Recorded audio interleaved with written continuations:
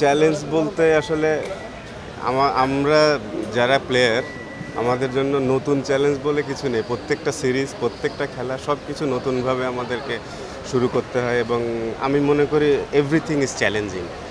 আর যেরকম এখন যে পরিস্থিতি, এই পরিস্থিতিতে আসলে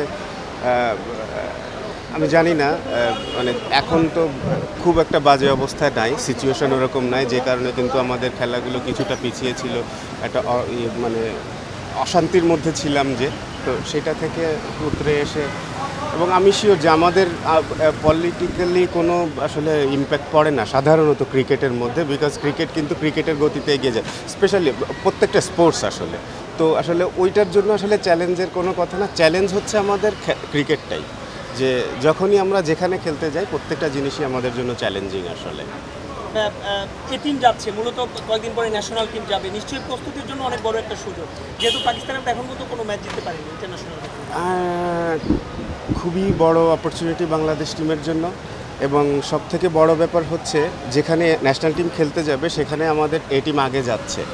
তো যেটা সাধারণত আমরা দেখছি যে ইন্ডিয়া টিম কিন্তু করে থাকে, যে যখনই যে কোনো দেশে ন্যাশনাল টিম যায় ওরা আগে এ টিমটা পাঠিয়ে দেয়, সো দ্যাট কন্ডিশন বা যার যদি এরকম কেউ থাকে যে প্র্যাকটিস করিয়ে নেওয়ার মতো প্লেয়ার, তো তাদেরকে পাঠায়। তো আমাদের ক্ষেত্রে আসলে কিছুটা ওরকমই এবং নতুন কন্ডিশন অনেক ছেলের জন্য পাকিস্তানের কন্ডিশনটা নতুন হবে, তো যারা আপকামিং তাদের জন্য আসলে প্রত্যেকটা কন্ডিশন মানে টেস্ট দেওয়াটাই আসলে মেইন নিয়ে আমাদের আসলে। Thank you. 250-টিরও বেশি ডিজাইন অপশন নিয়ে ওয়ালটন স্মার্ট ফ্রিজ, বোঝে আপনার প্রয়োজন।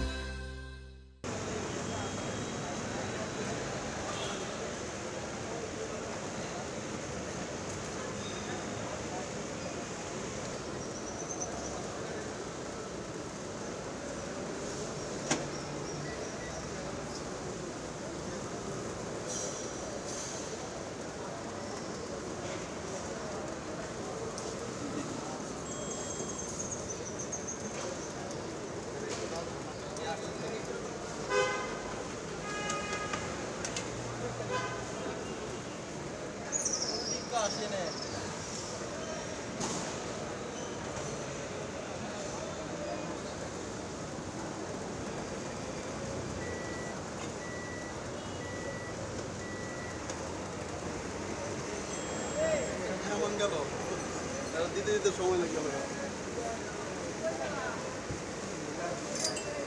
এখন ওই যে ব্যাংকক গেল টিকিট করছে।